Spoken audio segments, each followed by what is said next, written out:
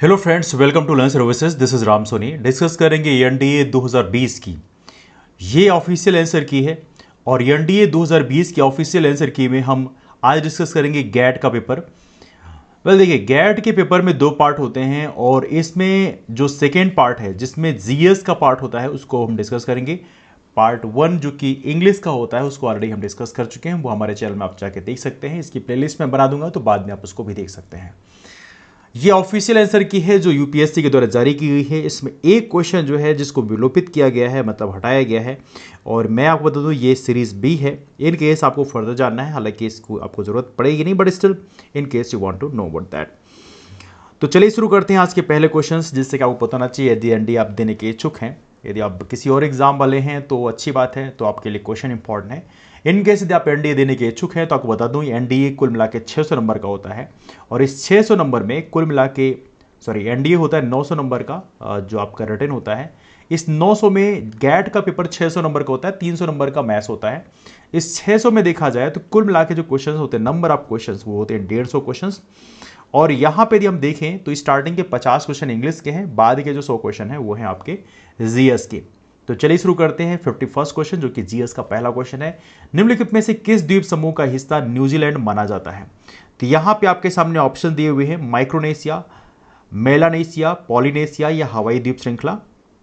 इसका सही आंसर है यह है पॉलिनेशिया। पॉलिनेशिया की बात करें, ये न्यूजीलैंड का हिस्सा माना जाता है, इसे आप लोग याद रखें, काफी इंपॉर्टेंट क्वेश्चन है। प्रधानमंत्री कृषि सिंचाई योजना की बात करें, पीएमकेएसवाई की बात करें, इसके संबंध में निम्नलिखित में से कौन सा कथन सही है? इसमें कुछ स्टेटमेंट दिए हुए हैं, तो let's read this out one by one, एक एक करके इनको समझने की कोशिश करते हैं। तो यहाँ पे देखा जाए तो 3 स्टेटमेंट है। प्रधानमंत्री कृषि सिंचाई योजना की बात करें, इसकी शुरुआत 2015-16 के दौरान हुई थी, तो ये स्टेटमेंट सही है। प्रधानमंत्री कृषि सिंचाई योजना का मूल उद्देश्य खेतों तक जल की भौतिक पहुंच को बढ़ाना है, बिल्कुल सही है। प्रधानमंत्री कृषि सिंचाई योजना एक प्रमुख उद्देश्य इसका यह है कि खेत स्तर पर सिंचाई में निवेशों के अभिसरण को प्राप्त करना है। तो देखा तो तीनों स्टेटमेंट यहाँ पे सही हैं। तो यहाँ पे सही स्टेटमेंट क्या है? ये है डी, इसे आप लोग याद रखें। चलिए अगला क्वेश्चन करते हैं, let's bring the next question. ये अगला क्वेश्चन बड़ा ही प्यारा क्वेश्चन है, भारत के संविधान से है, इसलिए अपने आप काफी इंपॉर्टेंट हो जाता है। भारत के संविधान के अनुच्छेद 79 के अनुसार निम्नलिखित में से किसे या किन्हें भारत की संसद के एक भाग के रूप में वर्णित किया गया है? देखा जाए तो काफी आसान क्वेश्चन है, one of the easiest question for you. Lok Sabha हो, राज्यसभा हो, भारत के राष्ट्रपति हो, ये तीनों संसद के पार्ट बनते हैं। तो इसका सही आंसर क्या होगा? D, 1, 2 and 3। आर्टिकल नंबर 79 याद रखना, पूछा आता है कई बार एग्जाम में। पंचवर्षीय योजना पहली बार कहां शुरू की गई? पंचवर्षीय योजना चीन, यूएसआर मतलब रसिया, भारत या भूटान? तो इसका सही आंसर क्या है? इसका सही आंसर है आपका यूएसआर। तो ये पंचवर्षीय योजना का जो कॉन्सेप्ट है ये हमने यूएसआर से लिया है। पहली पंचवर्षीय योजना जो भारत में लागू की गई थी उसे बोलते हैं हरोदुमर मॉडल, और दूसरी पंचवर्षीय योजना को बोलते हैं महलनोबिस मॉडल। 1951 से पंचवर्षीय योजना की शुरुआत मानी जाती है। 1951 से लेकर 1956 तक का टाइम पीरियड पहली पंचवर्षीय योजना का है, इसे भी आप लोग याद रखेंगे।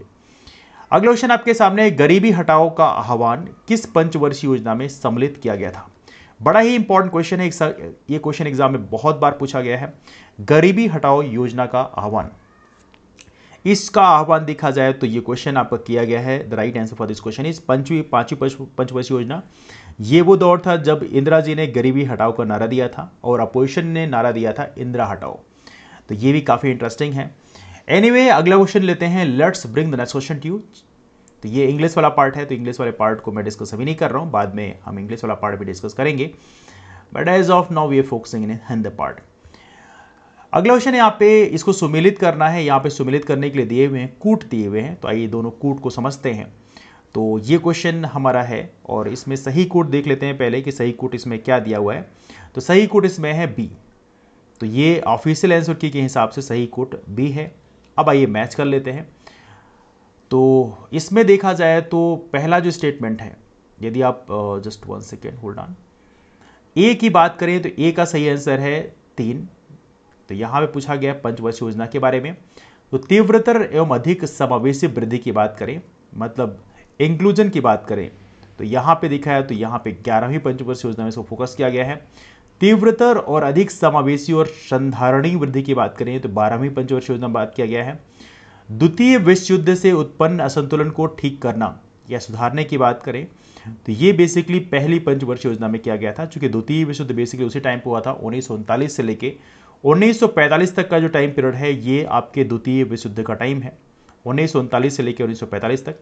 तो ऑब्वियस बात उस समय पहली पंचवर्षीय योजना में उसका फोकस था आत्मनिर्भरता प्राप्त करने का जो देश है, ये 5वीं पंचवर्षीय योजना में किया गया था। तो ये कूट है आपके सामने, इसको आप लोग याद रखिएगा, बड़ा ही इंपॉर्टेंट क्वेश्चन है वैसे देखा जाए तो। अगला क्वेश्चन भी पॉलिटी का है। इस क्वेश्चन की बात करें, पूछा है निम्नलिखित में से कौन सा निर्देशक सिद्धांत निर्देशक तत्व संविधान 42वां संशोधन अधिनियम 1976 के द्वारा जोड़ा गया। इसमें है सही आंसर समान न्याय तथा मुफ्त कानूनी सहायता। काफी इंपॉर्टेंट है, आप लोग कमेंट कर बता सकते हैं कौन सा आर्टिकल है। इसको 42nd अमेंडमेंट एक्ट के द्वारा जोड़ा गया 1976 में, है ना। अगला क्वेश्चन आपके सामने है, let me bring the next question to you. ये क्वेश्चन भी पॉलिटी का है। 2 या अधिक राज्यों के लिए एक सार्वोच्च न्यायालय की स्थापना किसके द्वारा की जा सकती है। यहाँ पे ऑप्शन आपके सामने, इसका सही आंसर है संसद द्वारा पारित एक कानून के द्वारा।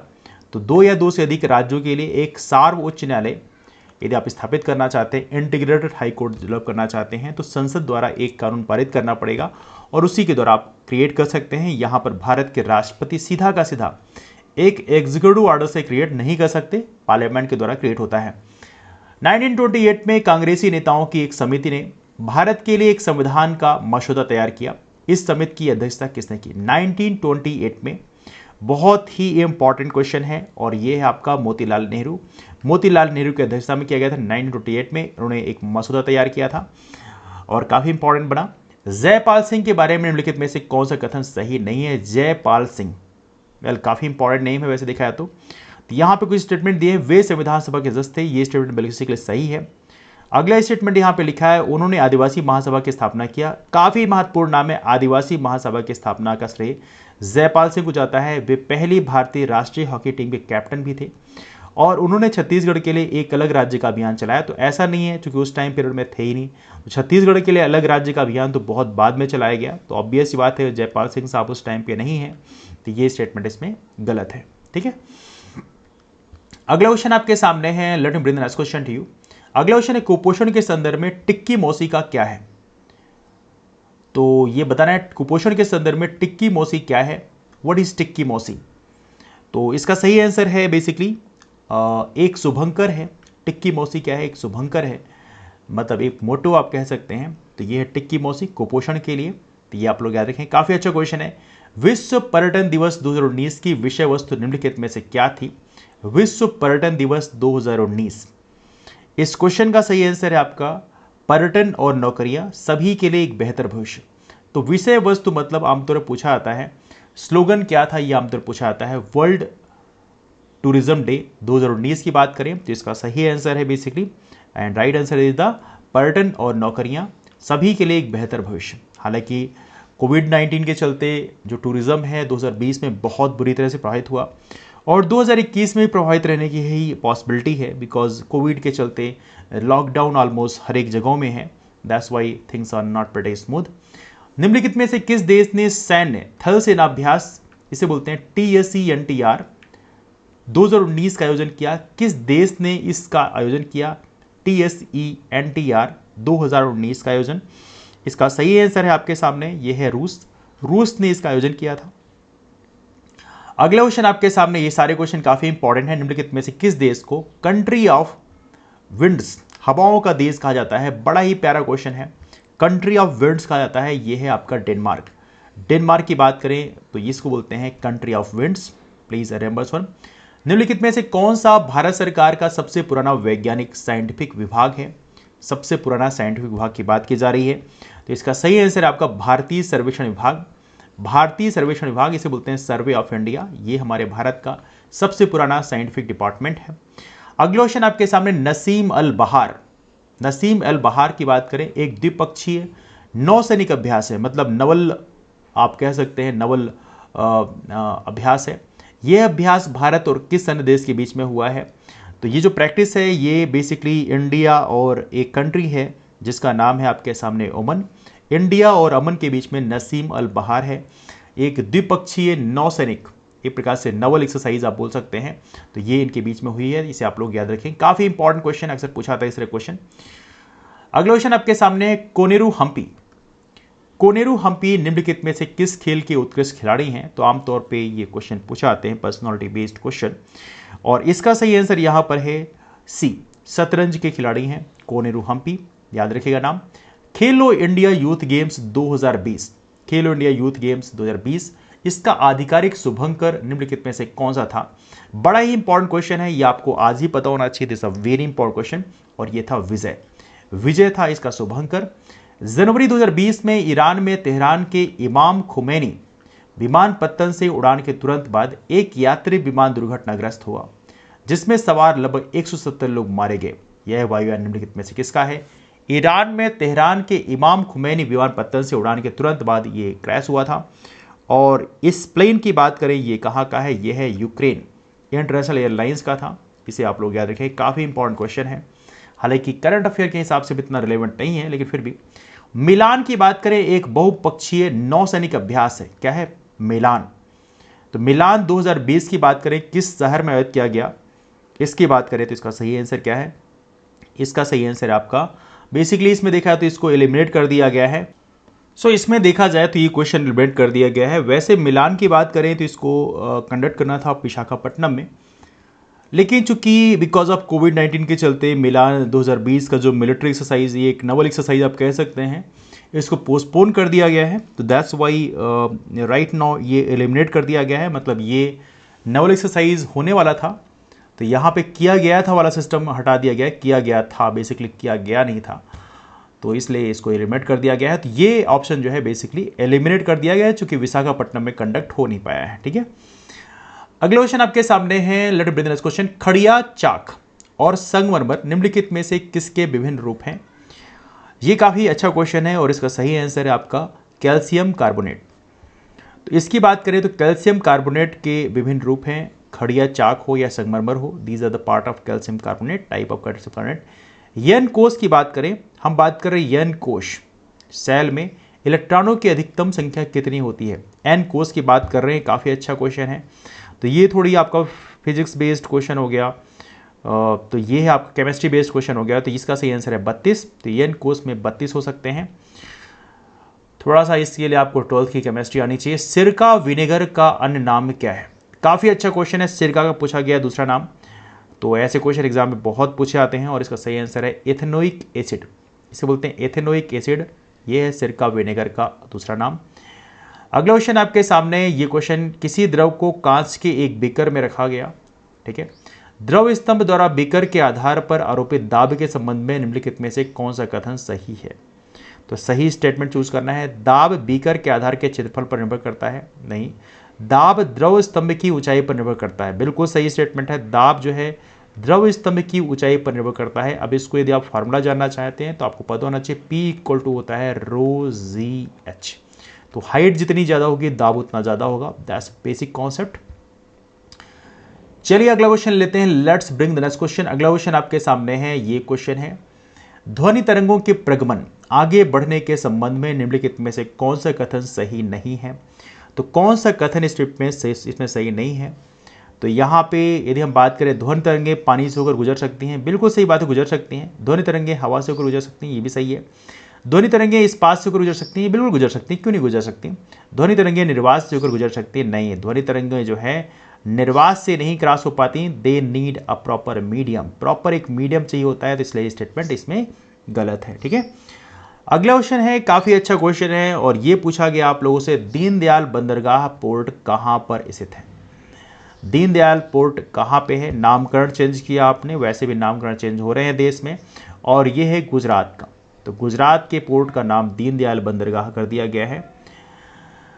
जैविक विविधता पर अभिसमय 2000, जैविक विविधता पर अभिसमय 2000 के प्रति जैव सुरक्षा प्रोटोकॉल के साथ निम्नलिखित में से कौन सा शहर जुड़ा हुआ है? जैविक विविधता की बात कर रहे हैं, और इसका सही आंसर है आपका कार्टाजिना। कार्टाजिना प्रोटोकॉल है जिसके बारे में बात करता है जैविक विविधता पर अभिसमय। कृष्ण राज सागर बांध की बात करते हैं, ये किस नदी पर बना है?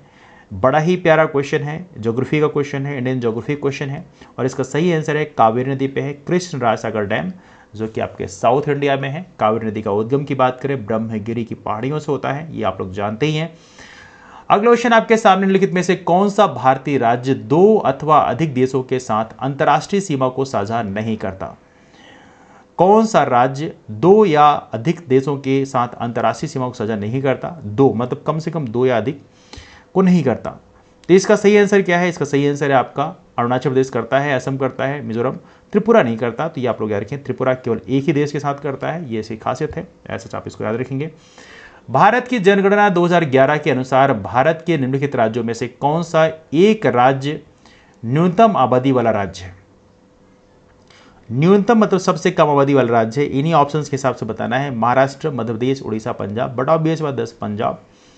बेसिक क्वेश्चन है, प्रमुख भारतीय भाषाओं के बोलने वाले कितने भाषा परिवारों से संबंधित हैं? प्रमुख भारतीय भाषाओं के बोलने वाले कितने भाषा परिवारों से संबंधित है? कितने भाषा परिवारों से संबंधित हैं? इस क्वेश्चन की बात करें, इसका सही आंसर है 4। कौन है? 4 हैं। तो इसको आप लोग याद रखें, चाहे तो आप कमेंट में बता सकते हैं कौन कौन है। गांधी जी ने सत्याग्रह की शैली आरंभिक रूप से कहां विकसित की थी? इंग्लैंड, दक्षिण अफ्रीका, उत्तर अफ्रीका, भारत। ऑब्वियस सी बात है, दक्षिण अफ्रीका से बहुत कुछ सीख के आए थे और उसको इन्होंने प्रैक्टिकल किया। और भारत में इनका पहला चंपारण सत्याग्रह था, ये आप लोग जानते ही हैं, जो 3 कथिया प्रणाली के खिलाफ में था, जो कि वहाँ पे एक किसानों के नेता थे राजकुमार शुक्ल, जिन्होंने इन्वाइट किया था। कहाँ पे?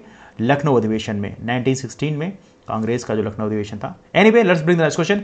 गांधी जी के दांडी मार्च के समय भारत का वाइसराय कौन था? बड़ा ही प्यारा क्वेश्चन है और ये क्वेश्चन मैं कहूँगा ये एग्जाम में कई बार पूछा गया है, एक बार नहीं कई बार पूछा गया है।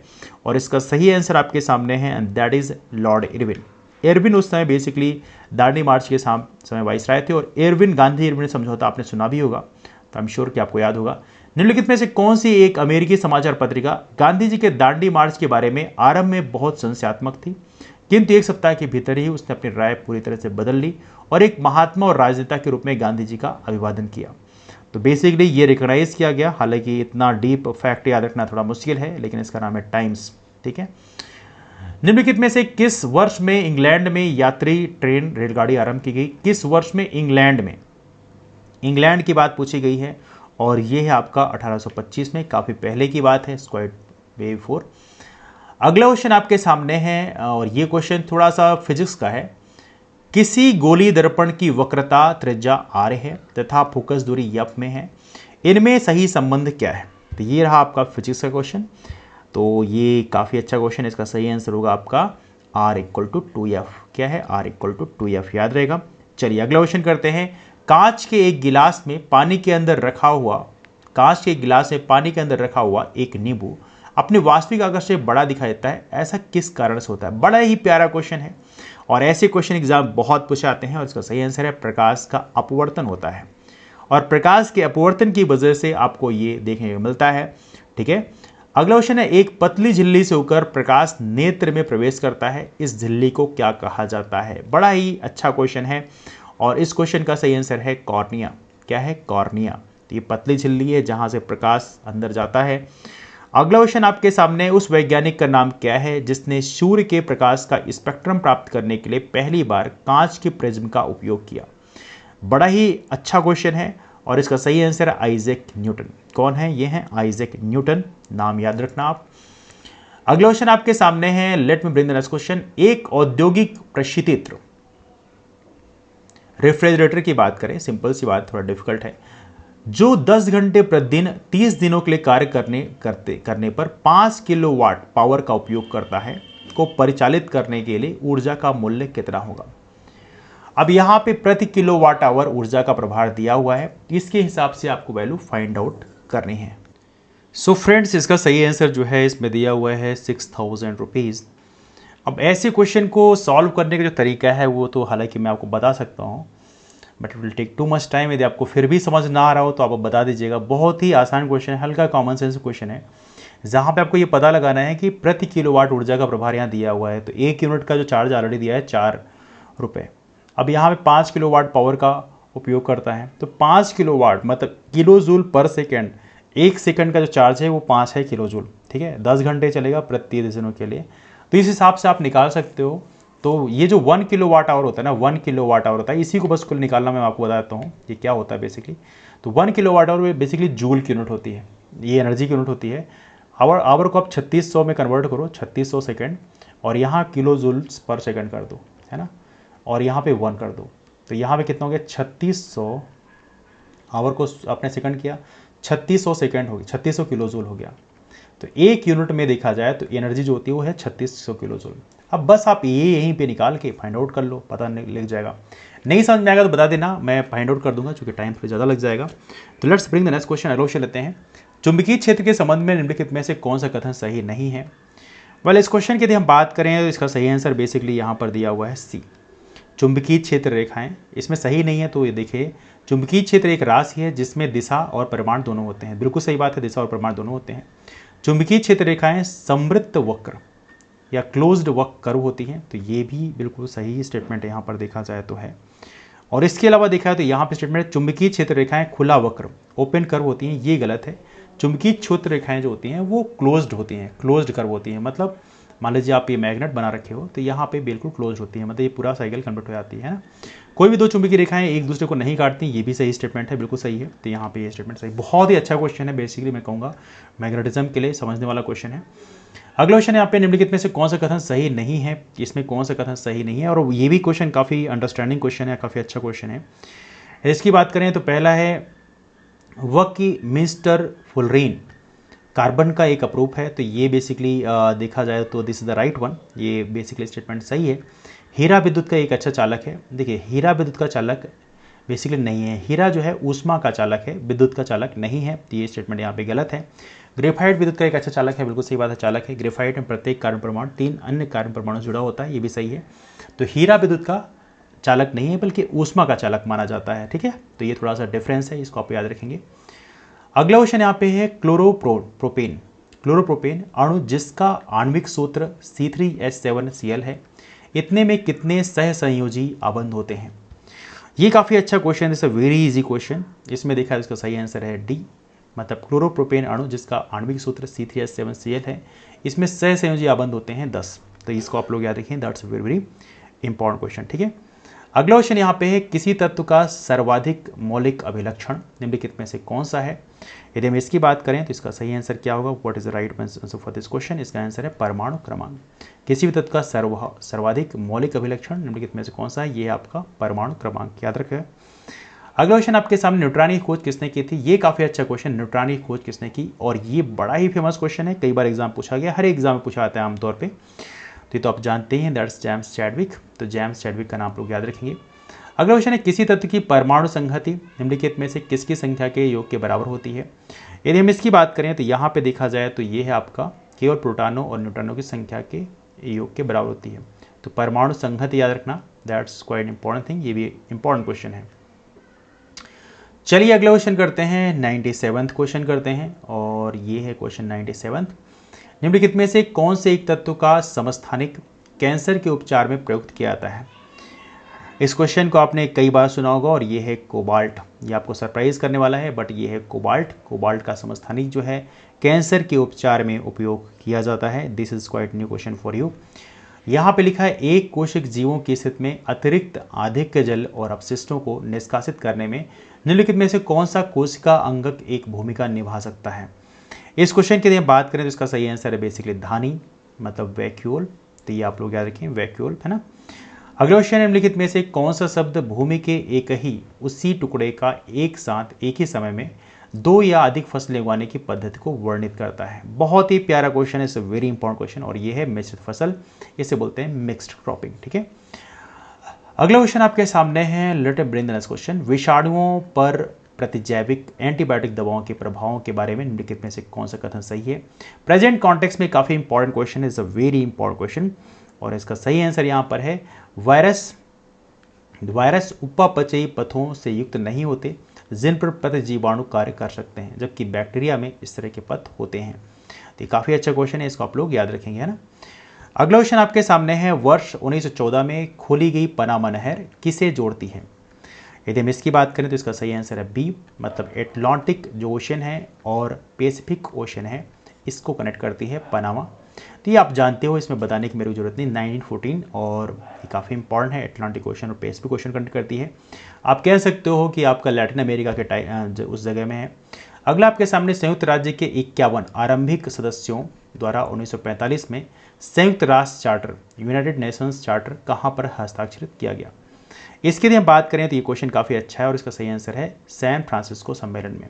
तो संयुक्त राज्य के 51 आरंभिक सदस्यों द्वारा 1945 में संयुक्त राष्ट्र चार्टर कहाँ पर हस्ताक्षरित किया गया, ये किया गया सैन फ्रांसिस्को में। काफ़ी अच्छा क्वेश्चन है और ये क्वेश्चन अक्सर एग्जाम पूछा आता है, इसको आप लोग याद रखेंगे, है ना।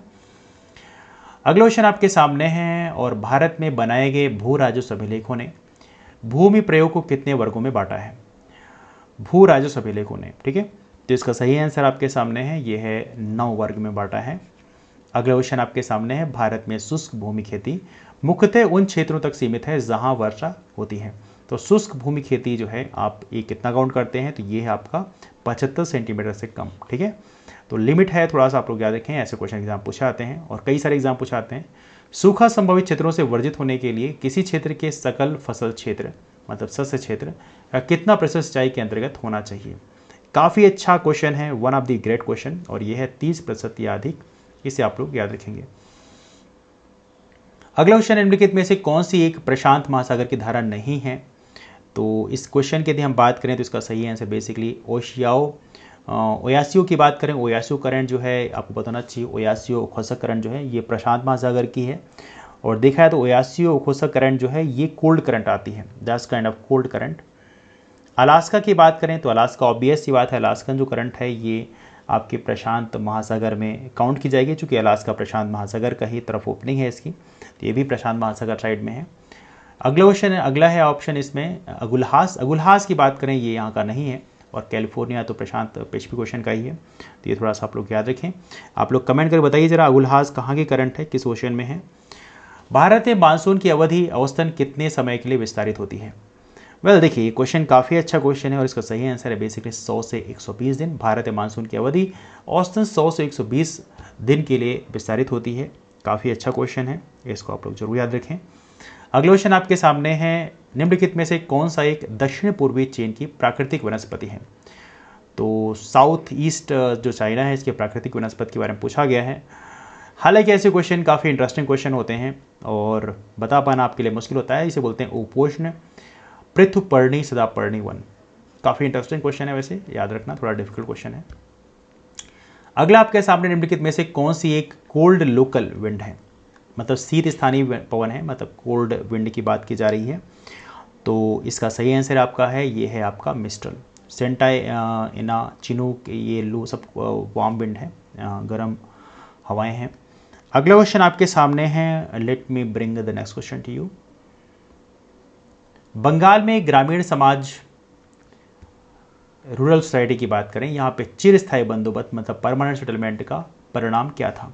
अब यहाँ परिणाम बताना है, बेसिकली ये पॉजिटिव था नेगेटिव था उसके हिसाब से आपको बताना है, और इसमें बेस्ट ऑप्शन को चूज करना है यहाँ पे। और इसमें बेस्ट ऑप्शन देखा जाए तो इसका है धनी संपन्न किसानों के एक समूह ने, जिसे जोतेदार कहा जाता था, गांव में अपने स्थिति को मजबूत बनाने में सफलता पाई। इनको फायदा मिला, लेकिन जो छोटे किसान थे उनकी हालत काफ़ी नाजुक हो गई, है ना। अगला है, राजमहल क्षेत्र में दामिन ई कोह। दामिन ई कोह क्या था, राजमहल क्षेत्र की बात कर रहे हैं। तो यहाँ पे स्टेटमेंट दिए हुए हैं और इसका सही आंसर है ए, भूमि का एक विशाल क्षेत्र जिसका सीमांकन किया गया था और जिसे सांथालों की भावी भूमि घोषित किया गया था। तो ये है दामिन को राजमहल क्षेत्र में। तो ये आप लोग याद रखें, एज ऑफ नाउ झारखंड में है। अगला क्वेश्चन आपके सामने है, सन 1857 के विद्रोह के बारे में निम्नलिखित में से कौन सा कथन सही है। राइट स्टेटमेंट बताना है आपको, तो सीधा राइट स्टेटमेंट देखते हैं और ये स्टेटमेंट है सी। 1857 में विद्रोही घोषणाओं द्वारा आबादी के सभी वर्गों से उनकी जाति और पंथ पर ध्यान दिए बिना बारंबार अपील की गई। 1857 में विद्रोही घोषणाओं द्वारा, तो ये आप लोग याद रखिए, इसका एक आप कह सकते हो यहाँ पे एक सही स्टेटमेंट है, बाकी जो है इसमें सूट नहीं करते हैं। जैसे राजाओं, नवाबों और तालुकदारों द्वारा सावधानीपूर्वक व्यवस्थित और नियोजित किया गया विद्रोह है। व्यवस्थित था ही नहीं पहली बार। इस विद्रोह के आरंभ होने और फैलने में अफवाहों और भविष्यवाणियों की कोई भूमिका नहीं थी। बिल्कुल सही बात, अफवाहों की भूमिका थी यहाँ पे। विद्रोहियों पर तेजी से और आसानी से नियंत्रण कर पाने में ब्रिटिश सफल रहे नहीं, ऐसा तो बिल्कुल था नहीं। आप जानते हैं 1858 तक उन्हें लग गया था रिकवर करने में, और इसके लिए उन्हें बहुत ही मेहनत करनी पड़ी थी, मशक्कत करनी पड़ गई थी। निम्नलिखित में से कौन सा एक पंचशील का सिद्धांत नहीं था। और इस क्वेश्चन की यदि बात करें, इसका सही आंसर है नाभिकीय निवारण, परमाणु प्रतिरोध। ये पंचशील का सिद्धांत नहीं था। इसे आप लोग याद रखें। बाकी शांतिपूर्ण सहअस्तित्व है, क्षेत्रीय अखंडता के लिए पारस्परिक सम्मान है, और आंतरिक मामलों में हस्तक्षेप है। ये सारी चीज़ें पंसेल के सिद्धांत में आती हैं। निम्नलिखित में से किसने 1904 में क्रांतिकारियों की एक गुप्त सोसाइटी संस्था अभिनव भारत स्थापित की थी? इस क्वेश्चन की यदि हम बात करें तो इसका सही आंसर है बेसिकली वी.डी. सावरकर। क्या नाम है इनका? नाम है वी.डी. सावरकर। इन्होंने अभिनव भारत की स्थापना की। काफ़ी इंपॉर्टेंट क्वेश्चन है, इसे आप लोग जरूर याद रखें। This is a very very important question. अगले क्वेश्चन आपके सामने है, यह सिद्धांत की स्वतंत्र भारत के लिए नए संविधान को तैयार करना मुख्यतः यदि आप अकेले नहीं खुद भारतीयों की जिम्मेवारी होनी चाहिए, पहली बार निम्नलिखित में से किस एक में स्वीकार किया गया था? इस क्वेश्चन की यदि हम बात करें तो इसका सही आंसर है बेसिकली बी। तो देखा जाए तो वाइसराय लिनलिथगो का अगस्त प्रस्ताव इसमें बेसिकली स्वीकार किया गया था। तो ये काफ़ी अच्छा क्वेश्चन है और मॉडर्न इंडिया का one of the important question है, इसे आप लोग जरूर याद रखेंगे। अगला क्वेश्चन आपके सामने लिखित में से कौन सा एक पूर्वी कनाडा में एक प्रमुख पर्यावरणीय मुद्दा है? पूर्वी कनाडा मतलब ईस्टर्न कनाडा की बात कर रहे हैं। ईस्टर्न कनाडा की बात करो तो ये अटलांटिक ओशन साइड जो ओपनिंग है उसकी बात कर रहे हैं, और इसका सही आंसर है अम्ल अवक्षेपण मतलब अम्ल वर्षा। एक बड़ा इशू है, पर्यावरणीय मुद्दा है, मतलब एसिड रेन यहाँ पर है। निम्नलिखित में से कौन सा पर्वत कैस्पियन सागर तथा काला सागर के बीच मध्यस्थ स्थित है? तो कैस्पियन सी, वर्ल्ड ज्योग्राफी का ये one of the interesting question है, इसको आप लोग जरूर याद रखें। और ये है ककासस माउंटेन, वहाँ पे आपको देखने मिलेगा, आपने एटलस में देखना तो आपको मिलेगा। अगला क्वेश्चन यहाँ पे है, let me bring the next question to you. निम्नलिखित में से किन नदियों पर बगलिहार, दुल्हस्ती और सलाल जल विद्युत परियोजनाएं विकसित की गई हैं? बहुत ही इंपॉर्टेंट क्वेश्चन है।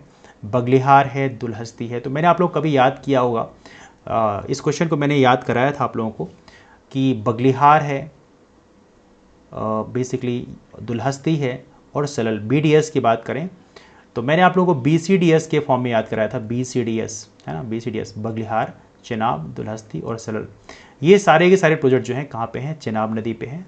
चेनाब नदी की बात करें, इसका उद्गम हालांकि हिमाचल प्रदेश होता है, हालांकि चंद्रा और भागर दो नदियाँ मिलती हैं, बाद में चेनाब बनती है, तो ये भी आप लोग याद रखें। बहुत ही प्यारा क्वेश्चन है, I would say this is one of the favourite question. जीवमंडल रिजर्व की बात करें निचय के संबंध में निम्नलिखित में से कौन सा कथन सही है? इस क्वेश्चन की बात करें तो यहाँ पे कुछ स्टेटमेंट दिए हैं, तो यहाँ पे देखा है तो केवल इसमें देखा है तो इसमें जीवमंडल निचय के विचार की शुरुआत यूनेस्को द्वारा 1973-74 में की गई। तो पहली बात तो ये आपको रखना है। भारत में 18 नमोदित जीवमंडल निचय हैं, मतलब बायोस्फीयर रिजर्व की बात कर रहे हैं। भारत के सभी जीवमंडल निचय यूनेस्को के जीवमंडल निचय के विश्व नेटवर्क में शामिल किए गए नहीं, केवल 11 ही हैं। हालांकि पन्ना को शामिल कर लिया गया तो 12 हो गए हैं, लेकिन 18 में केवल 11 ही थे पहले, तो ये भी आप लोग याद रखें। अगला क्वेश्चन आपके सामने लिखित में से कौन से देश की समुद्री महासागर तक प्रत्यक्ष पहुंच नहीं है? तो कौन सा ओशन को टच नहीं करता? यूपीएससी के एग्जाम्स में ये क्वेश्चन कई बार पूछा गया है, this question had been asked several times. तो आर्मेनिया की बात करें टच नहीं करता, बाकी सीरिया, जॉर्डन, अजरबैजान ये टच करते हैं। ऐसे क्वेश्चन सॉल्व करने के लिए आपको एटलस काफ़ी ध्यान से देखना पड़ेगा, बिकॉज ऐसे क्वेश्चन बिल्कुल आसान नहीं होते, these are one of the difficult question I see. अगला क्वेश्चन आपके सामने, एक ताप दीप्त वैद्युत बल्ब में बल्ब का तंतु किस धातु का बना होता है? इस क्वेश्चन की यदि हम बात करें तो ये क्वेश्चन काफ़ी इंपॉर्टेंट है और ये है टंगस्टन। किसका बना होता है? टंगस्टन। फिलामेंट की बात कर रहे हैं, बल्ब का जो फिलामेंट होता है। अगला क्वेश्चन है, दो समान प्रतिरोधक R समांतर क्रम में जुड़े हैं तथा 12 वोल्ट की एक बैटरी इस संयोजन के परितः आर पार जुड़ी है। 1100 यहाँ पर 100 मिली एम्पियर की बात करें कि एक DC धारा इस पर्पज से होकर बहती है, जैसा कि नीचे दर्शाया गया। तो यहाँ पे आपके सामने है, यहाँ पे R का मान निकालना है, तो आप कह सकते हो ये पैरेलल कॉम्बिनेशन है, तो पैरेलल कॉम्बिनेशन आप लगाओ 1/R = 1/R1 + 1/R2। हालांकि थोड़ा फिजिक्स हो गया तो थोड़ा सा आप लोग फाइंड आउट करना, लगाना, मिल जाएगा, बहुत मुश्किल नहीं है, this is quite easy question. तो यहाँ पे देखा है तो इसका सही आंसर क्या आएगा? What is right answer for this question? इसका सही आंसर आपके सामने आएगा, दैट इज द 240 ओम। ठीक है, चलो अगला क्वेश्चन करते हैं, 123वां क्वेश्चन करते हैं। निम्नलिखित में से कौन सा एक ऊर्जा का मात्रक नहीं है? ऊर्जा के मात्रक की बात की गई है, तो इससे पूछा गया कौन सा ऊर्जा का मात्रक नहीं है, और इसका सही आंसर क्या होगा? The right answer for this question is, देखिए, जूल ऊर्जा का है, वाट आवर जो है ऊर्जा का है, न्यूटन मीटर ऊर्जा का है, किलोग्राम मीटर पर सेकेंड स्क्वायर ये इसका नहीं है, केजी मीटर पर second square, this is not that unit. तो ये थोड़ा सा आप लोग याद रखिए, फाइंड आउट कर लेना, ऐसे क्वेश्चन जो है फाइंड आउट करके आप निकाल सकते हो। यदि इन केस आपको कन्फ्यूजन है तो EF = m भी लगा सकते हो। तो न्यूटन के बारे में मिल जाएगा आपको कितना होता है, न्यूटन होता है केजी मीटर पर second square. Anyway let's bring the next question, एलोशन लेते हैं। ये क्वेश्चन आपके सामने लिखित में से कौन सा कथन सही नहीं है, तो रॉन्ग स्टेटमेंट बेसिकली यहाँ पे चूज करना है। और रॉन्ग स्टेटमेंट की बात करें तो पहला है जैव संहति जैव मात्रा ऊर्जा एक नवीकरणीय स्रोत है। वेल देखिए बिल्कुल सही है, इसमें कोई गलती नहीं है, दैट्स कंप्लीटेड राइट। गोबर गैस तब उत्पादित होती है जब गोबर, फसल अवशिष्ट, वानस्पतिक अवशिष्ट और गंदे पानी को ऑक्सीजन की अनुपस्थिति में अपघटित होने दिया जाता है, तो बिल्कुल सही है। बायोगैस जैव गैस का उत्पादन करने से मृदा एवं जल प्रदूषण कम होता है, बिल्कुल सही है। बायोगैस की तापन क्षमता बहुत कम होती है। वेल देखा तो ये स्टेटमेंट यहाँ पर गलत है, तो ये 124 का डी है, ठीक है। अगला है आपके सामने, प्रोकैरियोटिक जीवों में नाभिकीय क्षेत्र का एक झिल्ली द्वारा घिरा हुआ नहीं होता है ना। प्रोकैरियोटिक जीवों में नाभिकीय क्षेत्र का एक झिल्ली द्वारा घिरा हुआ नहीं होता। इस अपरिभाषित नाभिकीय क्षेत्र को किस रूप में जाना जाता है, तो ये क्या है basically, that is the right answer for this question is B, मतलब केंद्रकाभ, मतलब न्यूक्लियोटाइड बोलते हैं, तो इसे आप लोग याद रखेंगे। अगला क्वेश्चन आपके सामने निम्नलिखित में से कौन से पादप ऊतकों में मृत कोशिकाएं होती हैं। काफी अच्छा क्वेश्चन है वैसे दिखाया, तो इसका सही आंसर है दृढ़ोतक, तो याद रखें इसमें पादप ऊतकों में मृत कोशिकाएं होती हैं, इसे बोलते हैं दृढ़ोतक। एनीवे अगला क्वेश्चन आपके सामने है, let me begin this question to you. हालांकि इसका इंग्लिश से देखें तो plant tissues has dead cells, और ये बहुत ही फेमस क्वेश्चन है वैसे देखा है तो इंग्लिश में ये टर्म हालांकि बहुत ही फेमस है, एंड दैट इज कॉल्ड सिलरेंकिमा, ठीक है। अगला क्वेश्चन आपके सामने है उपास्थि, इसे बोलते हैं कार्टिलेज, निम्नलिखित में से किस में नहीं पाया जाता है। थोड़ा बायो क्वेश्चन यहाँ पे थोड़ा इंटरेस्टिंग है वैसे देखा है तो, और इसका सही आंसर है बेसिकली मूत्राशय में बेसिकली नहीं पाया था उपास्थि कार्टिलेज, बाकी में पाया जाता है, तो ये आप लोग याद रखेंगे। दो उपग्रह वृत्तीय कक्षों में सूर्य की परिक्रमा करते हैं, जहां उनकी कक्ष की त्रिज्याएं r1 = r, r2 = 4r के रूप में है। सूर्य के चारों ओर उनके आवर्त कालों का अनुपात कितना होगा, तो ये आवर्त काल का फार्मूला लगाओ, ये रिजल्ट मिल जाएगा, तो इसका सही आंसर मिलेगा b 1/8।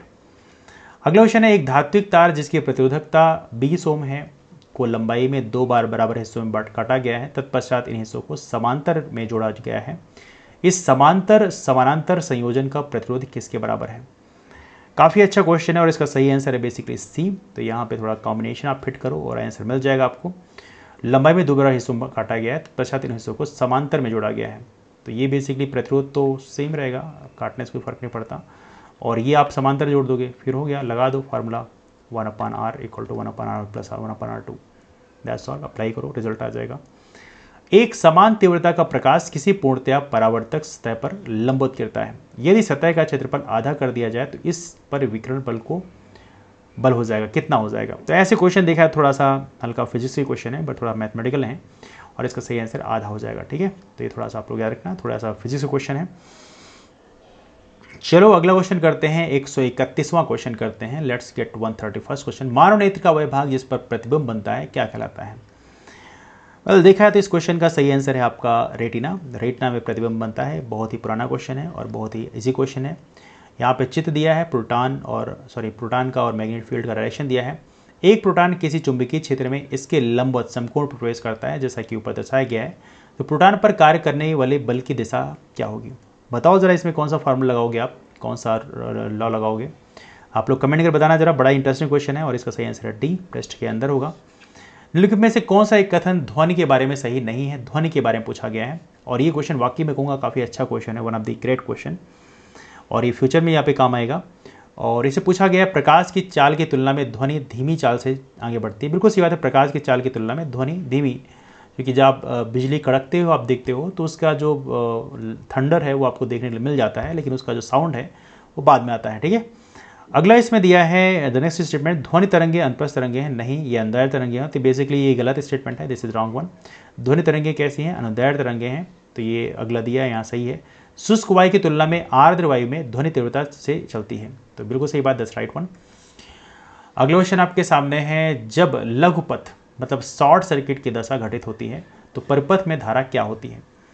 बड़ा ही प्यारा क्वेश्चन है, I would say this is one of the important question, सभी को पता होना चाहिए, पर्याप्त रूप से बढ़ती है, मतलब बहुत तेज से बढ़ती है, तो ये 134 का सही आंसर है सी, और ये सभी को पता होना चाहिए, एग्जाम में क्वेश्चन कई बार पूछा गया है।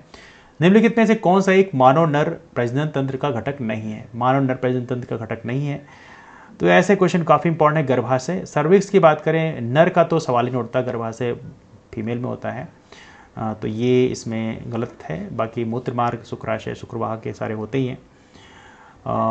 अगला क्वेश्चन आपके सामने लिखित में से कौन सा एक जैव विविधता में कमी होने के कारण नहीं है। पहले इस क्वेश्चन की बात करें तो इस क्वेश्चन का सही आंसर आपके सामने है और ये क्वेश्चन है आपका आंसर सी, पवित्र उपवनों का रखरखाव। तो ये बेसिकली इसका सही आंसर है। So please remember this one. निम्नलिखित में से कौन सा एक भूजल में कमी का कारण नहीं है। भूजल में कमी कारण नहीं है, इसकी बात करें हैं तो इसमें वन रोपण की बात करें तो ये भूजल में कमी कारण नहीं है। इसे आप लोग याद रखें, काफ़ी इंपॉर्टेंट क्वेश्चन है, प्लीज़ रिमेंबर दिस वन। अगला क्वेश्चन आपके सामने है, निम्नलिखित में से कौन से प्रकार के विकिरण की तरंग दैर्घ्य सबसे छोटी होती है, लघुतम होती है। इसकी यदि हम बात करें तो इसका सही आंसर क्या होगा। Right answer for this question is X ray. X किरण की बात करें तो ये होगा आपका, इसे आप लोग याद रखें।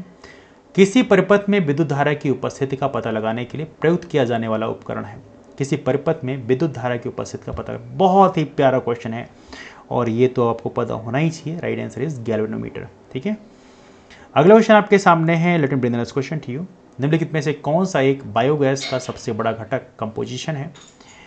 पहले इस क्वेश्चन की बात करें, इसका सही आंसर है मीथेन। मीथेन सबसे बड़ा कंपोजिशन है, तो ये तो आपको पता होना ही चाहिए। सबसे मेनली मीथेन ही होता है बेसिकली देखा जाए तो बायोगैस में। इवनली सीएनजी की बात करें, सीएनजी में मेनली मीथेन ही होता है, तो ये भी आप लोग याद रखें।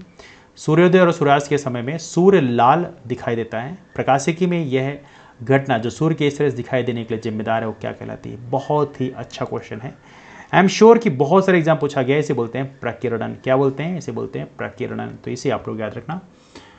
अगला क्वेश्चन आपके सामने, एक लेंस की क्षमता 2 डायोप्टर है। तो यहाँ पर निम्नलिखित में से कौन सा कथन लेंस के बारे में सही है। तो इसका सही आंसर बेसिकली इसमें आएगा आपका सी, लेंस उत्तल है और उसकी फोकस दूरी जो है 0.5 मीटर है। तो ये आप लोग याद रखें, डायोप्टर। अगला क्वेश्चन आपके सामने है, let me bring the next question. लगभग 70 डिग्री सेंटीग्रेड पर सोडियम बाइकार्बोनेट क्रमिक अपघटन का गुण प्रदर्शित करता है जो इसे बेकरी उत्पादों के लिए उपयोगी बनाता है।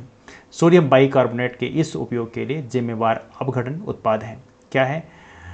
हालांकि ये क्वेश्चन हल्का केमिस्ट्री का क्वेश्चन है और काफ़ी इंपॉर्टेंट क्वेश्चन है। इसका सही आंसर बेसिकली है ए, कार्बन डाइऑक्साइड रिलीज करता है।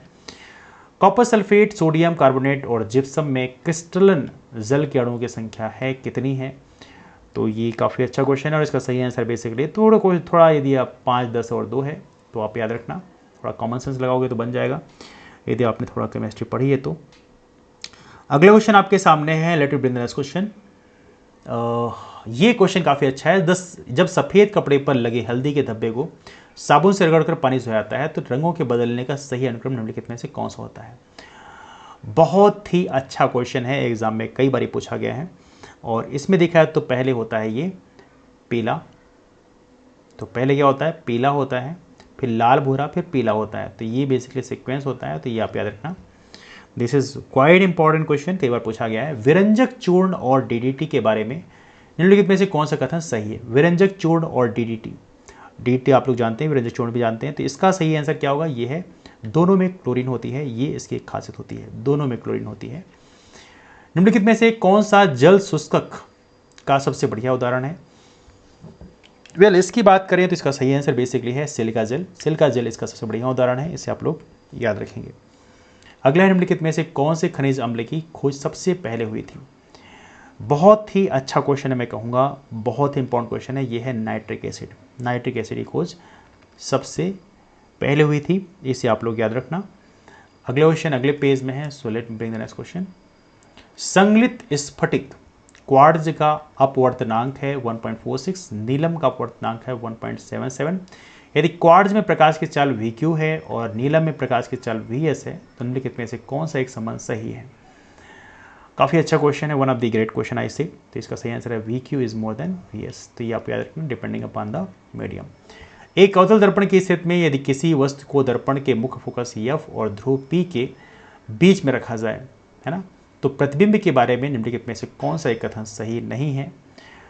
देखिए अब यहाँ पे देखा है तो इसमें प्रतिबिंब आभासी होगा, ये सही है। प्रतिबिंब बढ़ा हुआ अथवा आवर्धित होगा, ये भी सही है।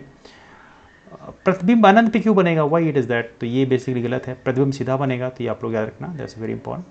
बढ़ा हुआ रहेगा लेकिन, है ना, अनंत पे नहीं बनेगा, है ना। तो ये रहे आई थिंक 150 क्वेश्चन हमने कर लिए हैं। तो ये रहे क्वेश्चन हमारे गैट के जीएस क्वेश्चन पेपर। इंग्लिश का जो पेपर है वो ऑलरेडी अपलोड कर दिया गया है, और आपको बता दूं फिर से, ये एक ऑफिशियल आंसर की है, इसलिए इसके आंसर जो हैं बिल्कुल ऑथेंटिक हैं। एक क्वेश्चन बस उसको डिलीट किया गया है, और वो है आपका 70वां क्वेश्चन, है ना। तो बेसिकली मिलान 2020 के बारे में पूछा गया था कि ये कहाँ हुआ है, तो अब वो मिलान 2020 ऑर्गेनाइज ही नहीं हुआ, एक नवल एक्सरसाइज है वो हुई नहीं, तो ऑब्वियस बात क्वेश्चन एलिमिनेट कर दिया गया है। तो ये रहा डिस्कशन आज का। इस चैनल को आप सब्सक्राइब कर सकते हैं। फर्दर हम कई सारे एग्ज़ाम को कवर कर रहे हैं राइट नाउ, नेशनल लेवल के एग्ज़ाम कवर कर रहे हैं, जिसमें सीडीएस है, यूपीएससी के सिविल सर्विसेज हैं, इंजीनियरिंग सर्विस है, बहुत सारे एग्जाम कवर कर रहे हैं। You can join that channel for that one. इसके अलावा लर्न सर्विसेज का टेलीग्राम ग्रुप भी आप ज्वाइन कर सकते हैं, वो भी आप लोगों की सर्च करना लर्न सर्विसेज मिल जाएगा, पब्लिक ग्रुप है, you can find this on. Discussion में वाइंड अप करते हैं, अपने यार दोस्तों को भी इन्वाइट कर दीजिएगा, उनको भी शेयर कर सकते हैं आप, और वीडियो पसंद आया तो लाइक कर दीजिए, चैनल को सब्सक्राइब नहीं किया सब्सक्राइब कर लीजिए। नीचे कमेंट जरूर एक दीजिएगा, मेरी गुजारिश आप लोगों से सभी से है कि कमेंट जरूर दिया करिए, जब भी वीडियो देखा करिए। आप एक कमेंट मेरे लिए काफ़ी वैल्यूबल होते हैं, मैं एक कमेंट पढ़ता हूँ, so please do comment it. That's all for now, मिलते हैं फिर, bye, take care, have a wonderful day ahead, keep moving forward, and thank you so much to all of you, take care.